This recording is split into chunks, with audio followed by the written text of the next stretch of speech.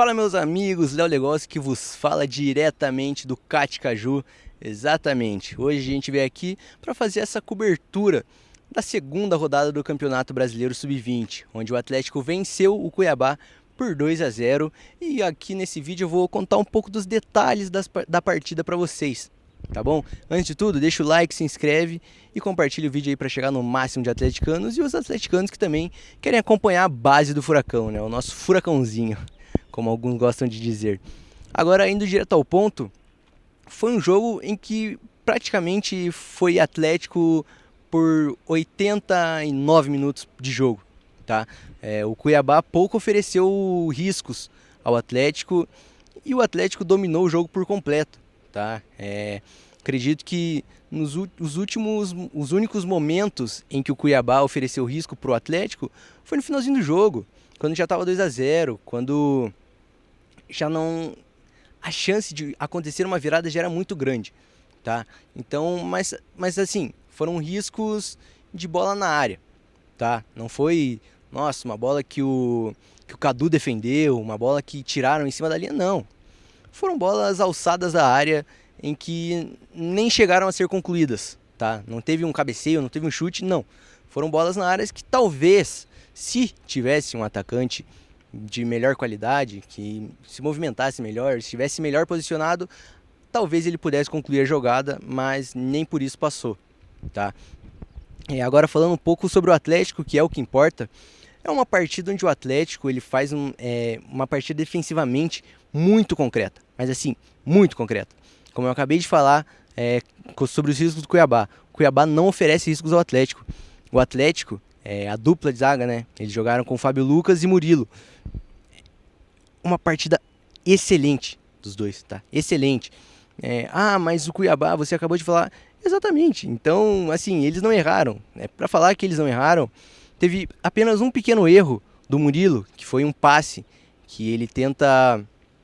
Acho que ele se atrapalha com a bola e erra um passe dentro da pequena área, mas era no canto da pequena área e acabou que a jogada não se resolveu em nada, né? A jogada, ela, se eu não me engano, ela vai para a linha de fundo e é tiro de meta para o Atlético. Então, realmente, até quando o Atlético errou, não se resultou em nada, tá? Agora, sobre o meio de campo. O meio de campo foi uma questão onde muitos questionaram, né? O João Correia, quando saiu a escalação, já que Maresi tinha sido expulso contra o Vasco, ficava essa questão: quem será que vai compor esse meio de campo? E quem compôs foi Guilherme Bach, que fez uma excelente partida, e Stabellini, que foi o capitão do jogo, foi o capitão do Atlético, né? Então, o Guilherme Bach ele faz uma partida, pra mim pelo menos, uma partida bem completa, tá? Tanto que, pra mim, a partida dele não ofusca a do Sorriso, porque o Sorriso faz 2 gols, né? E o que define uma partida de futebol são os gols.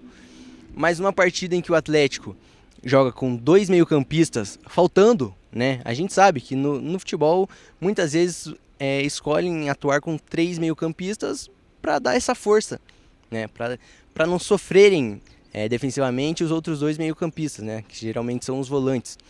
Então ele faz uma partida onde teoricamente falta uma peça, ele faz o Atlético não sentir falta dessa peça. Tanto que é uma partida onde o Atlético ofensivamente vai bem, é verdade. Um dos pontos que eu vou comentar um pouco mais para frente é sobre o Vitinho, também, que ofensivamente até que colaborou hoje, mas não fez suas melhores partidas, né? Do que a gente espera, o Vitinho ainda foi abaixo. Então, o Atlético, pelo meio-campo, foi muito bem. Foi uma excelente partida, visto que faltava uma peça. Mas eu tô sendo injusto se eu falar que faltava uma peça, tá? Porque muitas vezes o Davi Alves, que a gente sabe, é atacante por função de origem, muitas vezes ele vinha para esse meio-campo, ele recuava, né? Ficava rondando a entrada da área para fazer esse terceiro atacante, esse terceiro meio-campista, né? Como eu estava falando. E como eu falei, o Atlético não sentiu falta desse meio-campista. Tanto que primeiro tempo só deu Atlético, segundo tempo só deu Atlético, menos nos últimos 5 minutos finais que o Cuiabá tentou aplicar uma pressãozinha, o que não resultou em nada, tá? Nenhum lance de perigo claro. E sobre o ataque do Atlético, Agora eu quero falar um pouco sobre a ponta esquerda, primeiramente. Sobre o lado esquerdo. Primeiramente, vou falar do lado esquerdo. O lado esquerdo do Atlético, com o Gustavo Veiga e Juan, funcionou muito no primeiro tempo. Funcionou muito bem. O Atlético, tanto que funcionou tão bem, é verdade, não tivemos gols por esse lado, enquanto os dois estavam em campo, mas eles conseguiam construir jogadas, eles conseguiam trabalhar a bola, tá? Então não faltou dinâmica entre esses dois. E até o Sorriso, que foi o autor dos gols, ele flutuava bastante por todo o campo, tá? O camisa 10 do Atlético, que o autor dos dois gols também, que fez uma partida, pelo menos para mim, não posso falar que ele fez uma partida abaixo. Está sendo muito injusto você falar que ele fez uma partida abaixo, porém eu acho que falta alguma coisa, sabe? Como o autor dos gols, como aquele cara para dar o toque final na bola, excelente. Partida excelente do Sorriso, tá? Mas agora, em outras questões do campo, acho que ainda falta alguma coisa, sabe? Em alguns momentos parecia que a bola queimava no pé dele, que ele não conseguia muito realmente fazer essa bola chegar em outros companheiros, né? Teve até um momento no primeiro tempo ainda que ele dá um passe, que foi uma jogada de transição, que a gente comenta muito, né? Principalmente no elenco principal, uma jogada de transição que ele lança a bola de trivela pro Juan. E nessa jogada o Juan sai cara a cara no goleiro, mas pega na finalização.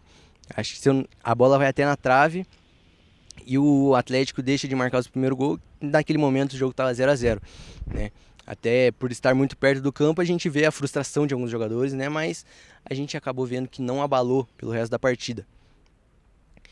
Mas eu acho que do Sorriso é isso, tá? Ele é um bom finalizador dentro da área, ele mostrou que é matador, porém falta fora da área. Falta algo a mais para trabalhar outras jogadas. Porque se ele fosse só aquele jogador que fica dentro da área só para empurrar a bola, beleza. Mas ele não é.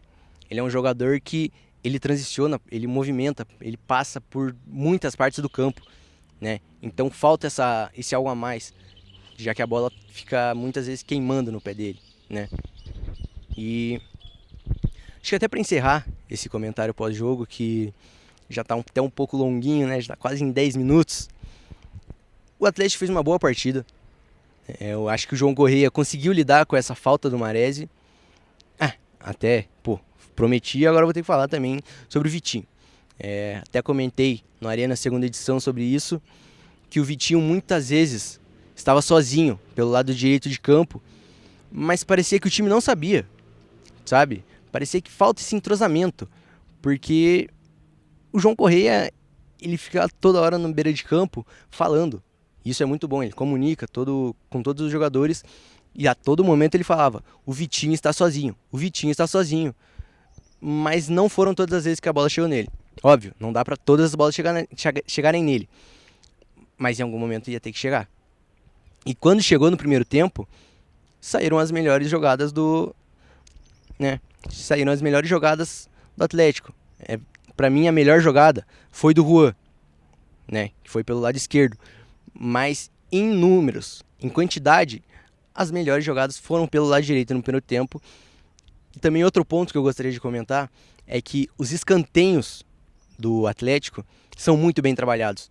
Quando sai uma jogada, até no lance do gol, o João Correia manda... Minto, não foi no lance do gol, foi um escanteio antes. Mas onde o Atlético também dá perigo ao Cuiabá. Ele manda o Gustavo Veiga para o primeiro pau, onde o Atlético faz uma jogada ensaiada, muito bem trabalhada e quase resulta em gol. E se eu não me engano, em outros dois escanteios, o João Correia, ou o auxiliar do João Correia, ele manda o Sorriso entrar na área e ir em direção no primeiro pau também. E é onde sai o gol. Tá?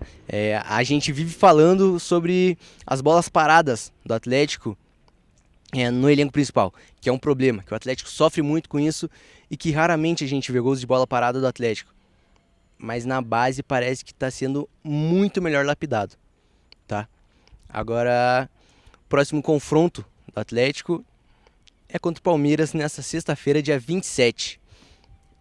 E a Atlético, obviamente, vai cobrir e talvez tenha jornada, hein? Então, ó, fique esperto, deixa o like, deixa seu comentário, assistiu o jogo, não assistiu, vai ver os melhores momentos? Deixa o like e diz aí também de quem você mais espera ver desse campeonato brasileiro sub-20 do Atlético. Fechou?